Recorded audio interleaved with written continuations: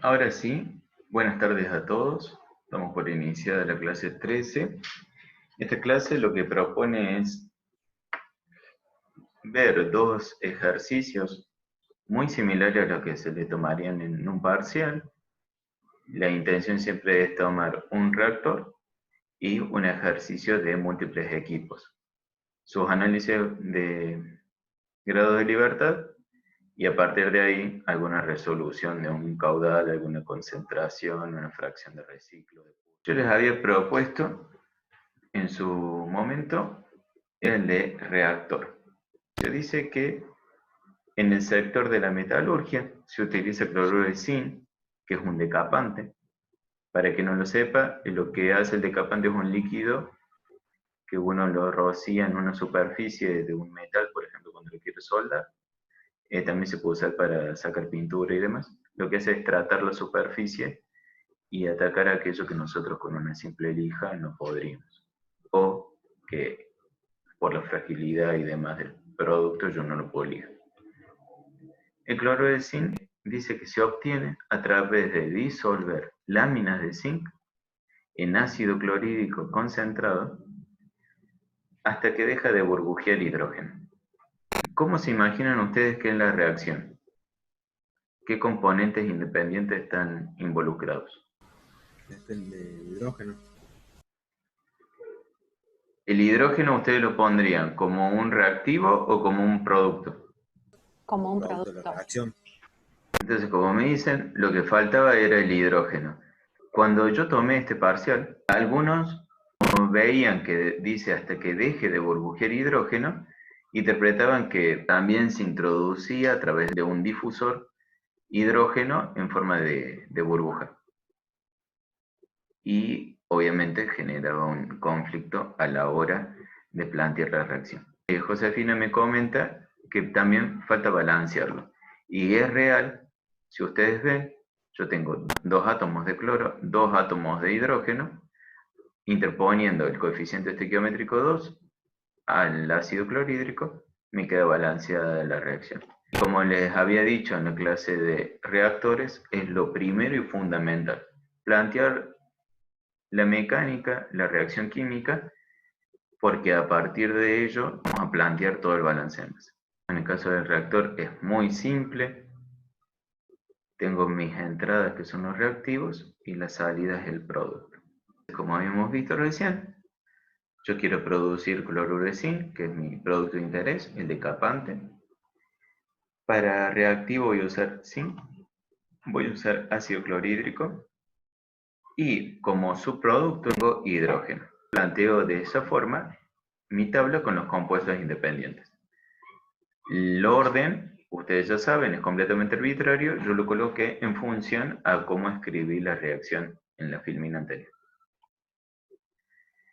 Entonces voy a tener mi alimentación, F1, que solamente va a estar involucrada con zinc y ácido clorhídrico, y la salida, F2, con el ácido y el zinc que no han reaccionado, porque acá me presenta una conversión del 90%, no es una conversión real, por ende algo de materias primas va a salir sin reaccionar, y los dos compuestos que se me han generado en el reactor. Acá dice que el ácido clorhídrico está concentrado. Eso también llamó la atención y trajo otra duda. Al no decir puro, había que involucrar agua. Para el caso que nosotros estamos planteando, no se busca el agua. Siempre buscamos en integración dos cosas más bien simples. Tratamos de disminuir las variables. Y acá me dice 70% de ácido en la alimentación. Lo agrego como dato. Bien, ese 70% no hace referencia a que el ácido clorhídrico esté al 60%, sino que hay que leer atentamente, la alimentación posee un 70% de ácido. Distinto de si se alimenta ácido al 70%, ahí sí me da pie a pensar que está involucrada el agua. Son algunos errores típicos de este parcial. Aprovechando ello, también comentarles que ustedes lo pueden presentar de esta forma, como lo indico acá arriba, a la izquierda, con el 70%, pero también podrían decir que son dos corrientes completamente distintas, que me ingresa las láminas de zinc a través de F1, que en la vida real de hecho es así, y F2, una cañería por donde yo con una bomba voy a ir cargando el ácido clorhídrico. Podría ser este el caso. Lo que tendríamos que hacer es a través de una restricción de equipo, en este caso yo le puse beta, decir que F1 sobre F1 más F2 es igual al 70%, para poder remarcar las relaciones que hay entre las chapas o láminas de zinc con la solución líquida del ácido clorhídrico. También podrían hacer lo que yo les comentaba, un mezclador hipotético. En este caso yo supongo que estoy alimentando las chapas puras, que estoy alimentando el ácido puro y que la relación en masas entre estos reactivos me genera una mezcla hipotética que va a resultar con 70% de ácido clorhídrico.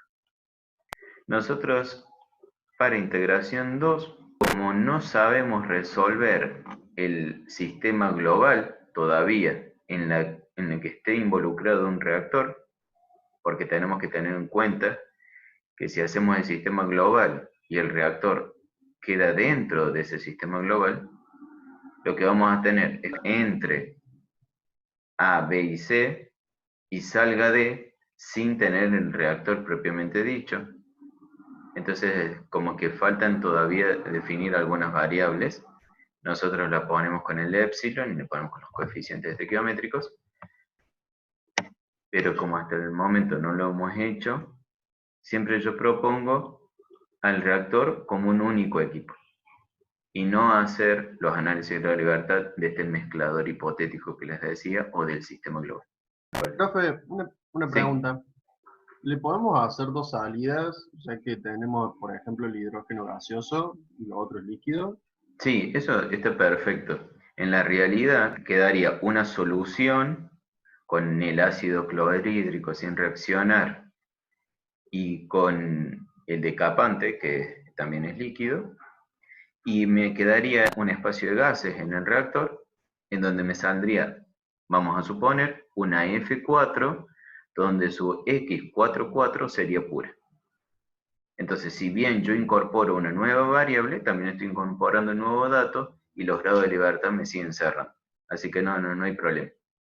Yo siempre propongo una entrada y una salida para la practicidad, pero de hecho en la realidad las láminas de zinc entran por un lugar del reactor completamente distinto de la solución y como me comentas, el hidrógeno sale por el espacio de gases, por la cabeza del reactor y la solución líquida final por el bottom o fondo del reactor.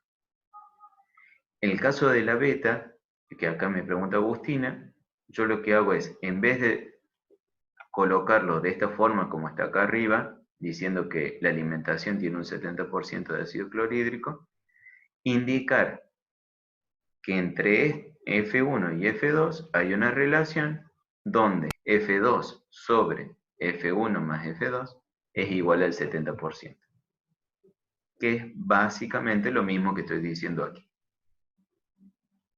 Nada más que acá lo pongo en forma de composición de esta solución y acá lo pongo como una relación entre las F. Cualquiera de las dos formas me terminan diciendo lo mismo y son matemáticamente viables. Entonces seguimos adelante con el ejercicio y acá me comenta que la demanda que tiene esta industria es de 243 kilomoles hora de cloruro de zinc.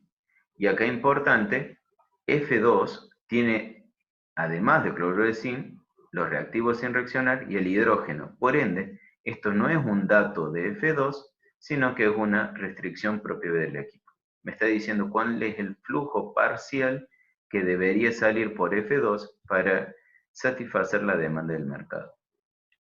Y por otra parte, me dice que la conversión de zinc es del 90%, Entonces nosotros ya hemos visto X, Y o chi, que es la conversión que nosotros debemos plantear.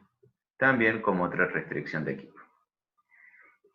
Esto me pasó en la mesa distribuida de ahora de mayo o junio. Ustedes, para que esto sea una restricción de equipo propiamente dicho, saben que la conversión es del 90%. Si por esas casualidades yo no le doy la conversión, no les doy ese dato, que en realidad no es dato, es una restricción, si ustedes plantean la ecuación como la que dijimos, en donde nosotros decimos, bueno, los moles que entran menos los que salen sobre los que entran es la conversión. Si ustedes no dicen que todas esas F se relacionan es igual a un 90%, no tienen la restricción de equipo y por ende no tienen la ecuación. ¿Sí? Porque en vez de agregar una ecuación que me sirva para resolver mi sistema, me están agregando una incógnita más, que es chi. Lo vamos a poner un ratito más adelante cuando veamos propiamente la fórmula, pero si ustedes no saben que chi es igual al 90%, no lo pongan como restricción de equipo. O sea, si yo no les doy la conversión, no pongan la restricción de equipo, porque si no lo que están haciendo es agregarme una variable, una incógnita. No sé cuánto vale chi. Si ustedes plantean esa ecuación en mi sistema, en vez de ayudar la ecuación a resolver las variables, las incógnitas en juego, lo que está haciendo es agregarme una variable más. Saber cuánto vale chi. Podría ser una pregunta de parcial, ¿cuál es la conversión lograda en el reactor? Entonces, si yo les doy datos de F1 y de F2, ustedes resolverlo. Pero, insisto, no forma parte del sistema de ecuaciones que me va a ayudar a sacar variables, sino que lo van a usar directamente ustedes como una formulita y van a decir, bueno, una vez que yo ya hice el análisis de grado de libertad, el grado de libertad me dio 0, me dio 1. Definí cuánto era de F1, cuánto es de F2, hice todo mi balance de masa y después de eso digo, bueno, F1 sobre F2, la fórmula propiamente dicha, la conversión fue del tanto. No es del 100%, sino que la puedo calcular, pero no pertenece a mi sistema de ecuaciones. Porque no es una ecuación que me ayude a resolver las variables o las incógnitas. Seguimos entonces con la clase. Ahí pondríamos las dos restricciones, los 243 kilomol del producto de interés y la conversión. Entonces vamos a empezar a hacer el balance de masa. Lo primero para el reactor es el balance de masa por componente. La cantidad de zinc que va a salir por F2 es igual a toda la que ingresó, F1 es X11, menos, porque es reactivo, epsilon, donde le coloco 1 como coeficiente estequiométrico por la ecuación química. Con el ácido pasa lo mismo, como reactivo menos 2 epsilon. El decapante no ingresó en F1 porque es producto, se generó dentro del reactor. Entonces le pongo igual a epsilon, hidrógeno igual a epsilon. Si hacemos la suma algebraica de estas ecuaciones, me queda que F2 por la sumatoria de x21, 22, 23 y 24, que ya sabemos que es igual a 1 por la restricción de composición. Del otro lado, F1, la restricción de composición igual a 1, menos epsilon de la suma algebraica. Entonces, cuando hacen el balance masa total, en un mezclador, en un separador, salía de manera directa.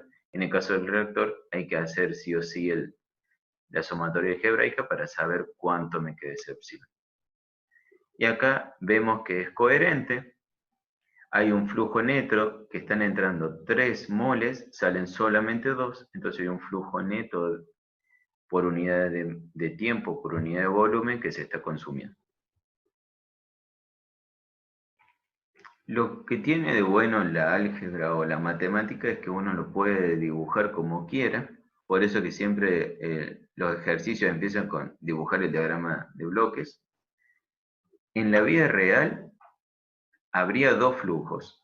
Uno que es la solución líquida, en donde el decapante va a quedar soluble también con el ácido y con el zinc que no es reaccionado, y el hidrógeno va a escapar por la cabeza del reactor. Si quieren poner 4 flujos, no habría problema. Y de esa forma les quedaría como dato.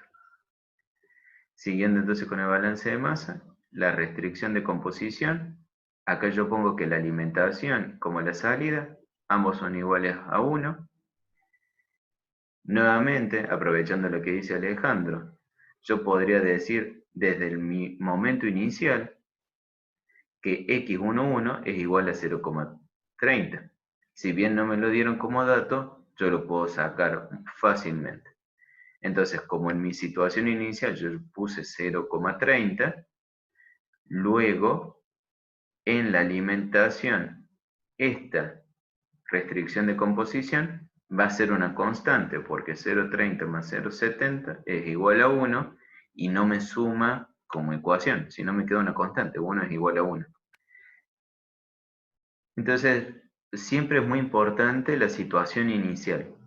A partir de lo que nosotros vamos a hacer el análisis de grado de libertad, es que yo pongo o no pongo ecuaciones. En lo que planteaba Alejandro respecto a hacer distintos flujos, me va a incluir más cantidad de flujos, entonces voy a tener más variables, pero al mismo tiempo voy a tener más datos, porque voy a saber que todos esos flujos tienen una composición pura. Y de esa forma se me equilibra, porque los datos que yo realmente necesito, que salen del análisis de grado de libertad, siempre van a ser iguales, siempre van a ser los mismos. Ahora pasamos a la parte de restricción de equipos. En el caso de la conversión, yo les había dicho que son los moles de zinc que han reaccionado respecto a lo que yo alimenté. Si todo lo que alimenté reaccionó, esta relación me da igual a 1, o sea, un rendimiento de 100%, el ideal. Esos que han reaccionado no los puedo calcular de manera directa, sino que lo que digo es, yo alimenté tanto, salió tanto, la diferencia es lo que me reaccionó dentro de este bloque, de este reactor. Entonces lo puedo escribir como los moles de zinc que ingresaron menos lo que salieron sobre lo que ingresaron. Y como les decía recién, esa relación entre F1 y F2 es igual a 0,90. Si yo no tengo este dato de 0,90, yo no sé que chi o ji vale 0,90, esta ecuación deja de tener sentido, porque yo escribiría F1x1 menos F2x21 sobre lo que entró de zinc es igual a, no lo sé. Entonces, sí o sí tengo que tener el dato para incluir esta ecuación. De lo contrario, no la incluyo y no pertenece al sistema de ecuaciones. Y en el caso, muchos lo incorporan como dato, yo prefiero decir que como no sé de manera directa el valor de F2 o su composición del cloruro de zinc, lo incorporo como una restricción de equipo. Porque por definición, una restricción de equipo me relaciona flujos entre ellos o composiciones entre ellos. Y como les he dicho, este 90% es un parámetro de diseño. O sea, el proveedor de la tecnología que me vendió el reactor, o ustedes si tuvieron la posibilidad de diseñarlo, como ingenieros químicos, este parámetro sale del diseño. Si no me lo dan, no lo puedo incluir. Entonces vamos al análisis de grado de libertad y digo, bueno, tengo 3 variables aquí, de este lado tengo 5, me quedan 8 variables. ¿Cuál era la otra que muchas veces se olvidan de contar? Perfecto, el epsilon. De esa forma tengo mis 9 variables. Esas 9 variables son completamente independientes, pueden tener cualquier tipo de valor. La respuesta es que no, porque tengo ecuaciones que me generan estas ataduras, estas relaciones entre ellas.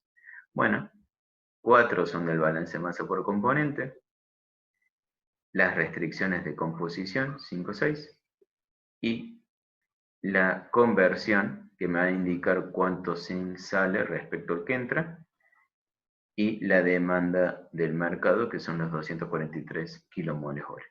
Entonces ahí tengo enumeradas mis 8 ecuaciones. Me queda entonces una sola dimensión que es con la que puedo jugar.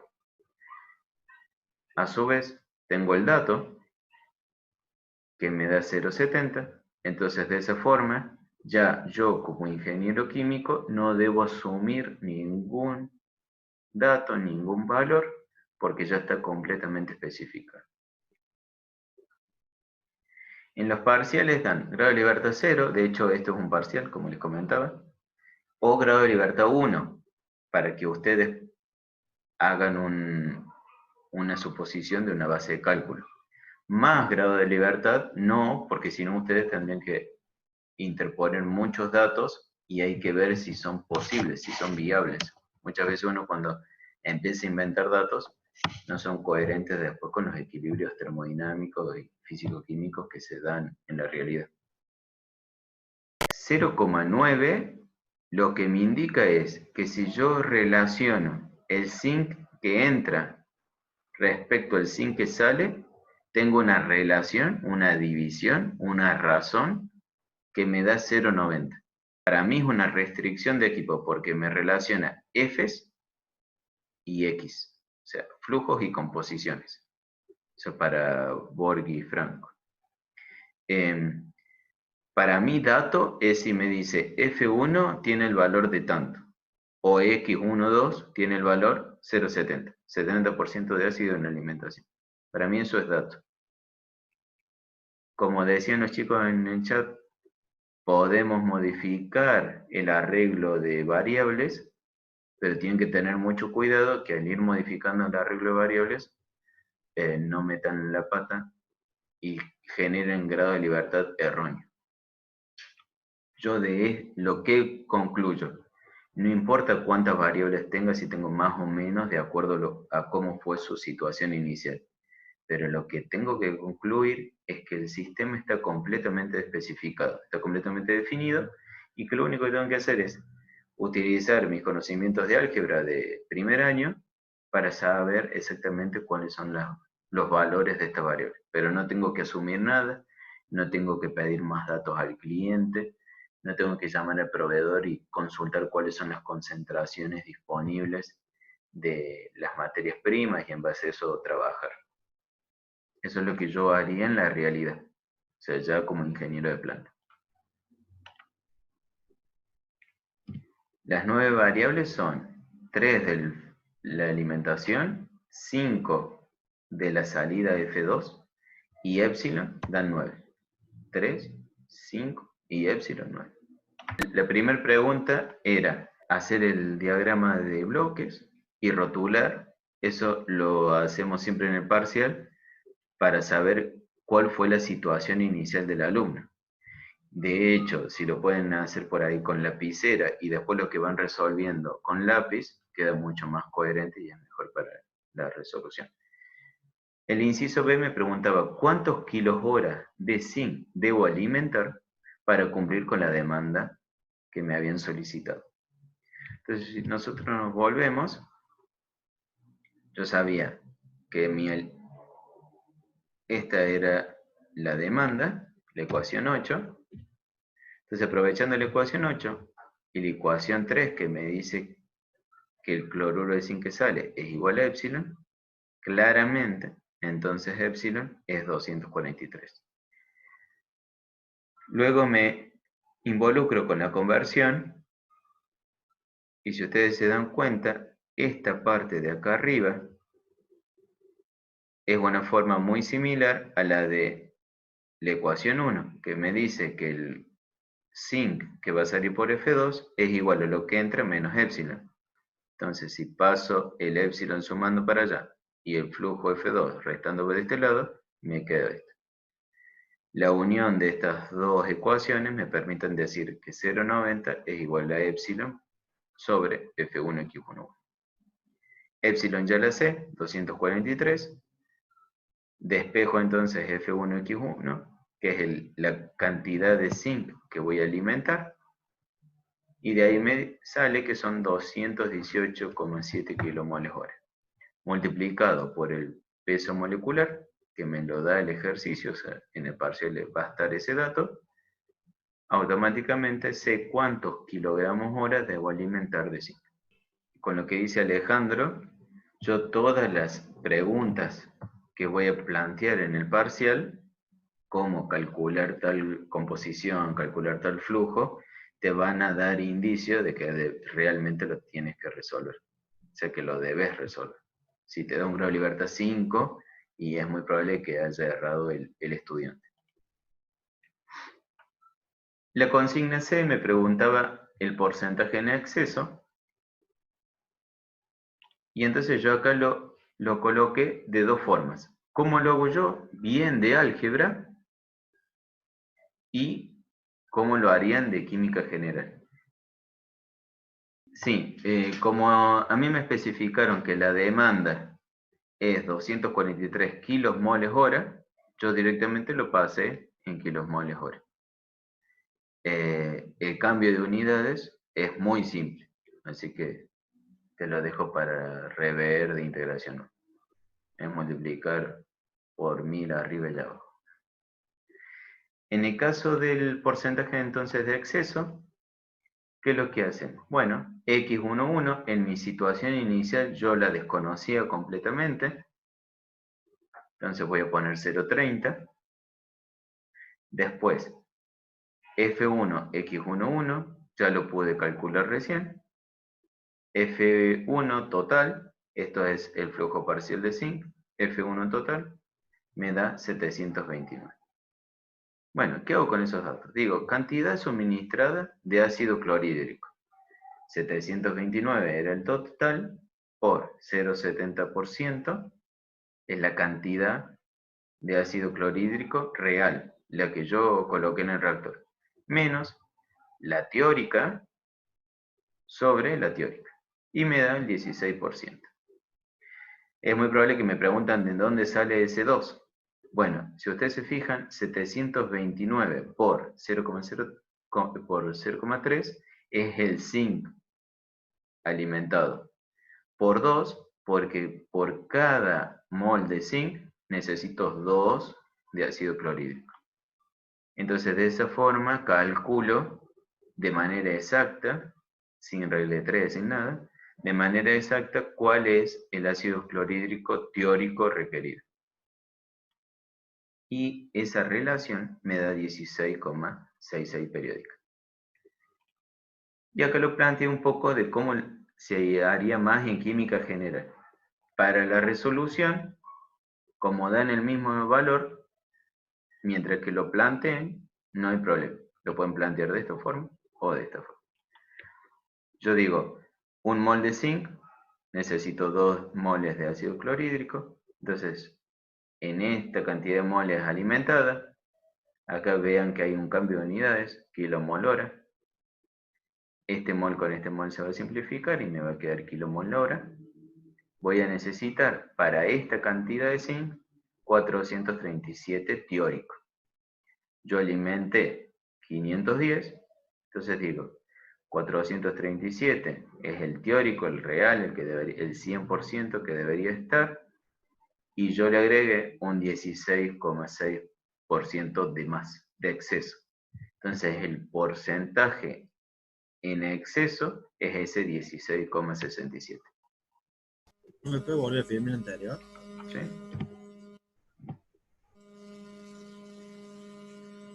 Ahí en los datos que sacó el ácido clorhídrico. No enganché la parte de esos datos. Esto, o sea, a mí me dicen que la alimentación tiene un 70% de ácido clorhídrico. Entonces, si el 70 es ácido clorhídrico, el 30, por la restricción de equipo, de composición, que la suma tiene que ser el 100%, el 30 es 5. Y yo, de la consigna anterior, había sacado que F1, X1 es 218. Yo voy medio rápido, pero después lo van a poder en YouTube le van a poder salir mejor. Este dato ya lo saqué del ejercicio anterior, los 218. Entonces yo digo, F1 va a ser 218 dividido X11, 0,30. Entonces mi flujo total me da 729.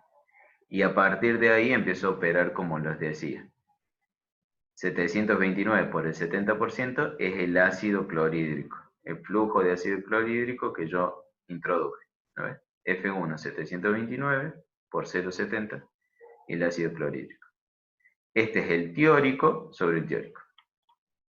Y aquí está un poquito más como lo hacen ustedes de regla de 3.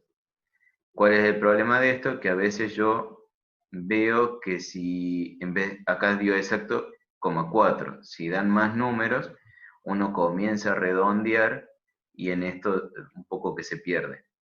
Por eso yo prefiero de esta forma, que es más de la álgebra, más apegada a álgebra.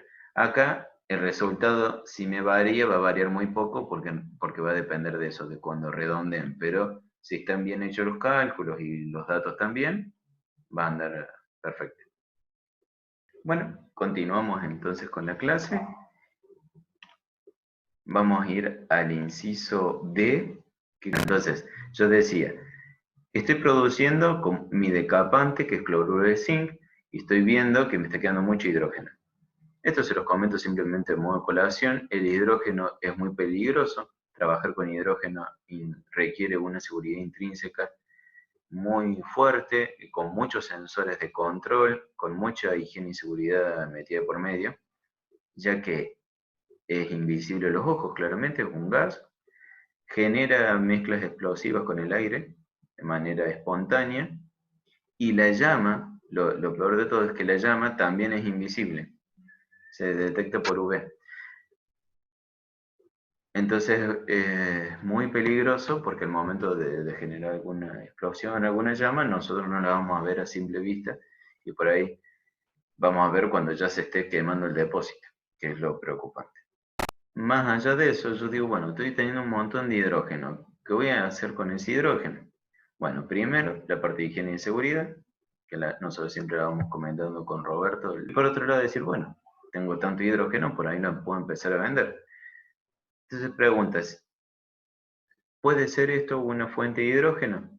Para que sea rentable, mi departamento que haya hecho un estudio de mercado en diferentes vías, por ejemplo, como una fuente renovable, me dice que para producirlo para hacerle cargo a los costos de logística, de venta y demás, debería producir al menos 160. ¿Es rentable este proceso? Entonces, bueno, yendo a la ecuación 4, nosotros hemos dicho que todo el flujo parcial de hidrógeno que va a salir es igual a epsilon, porque no entra nada. Como epsilon era 243, sin mucho cálculo, puedo decir de que este es una fuente económicamente viable.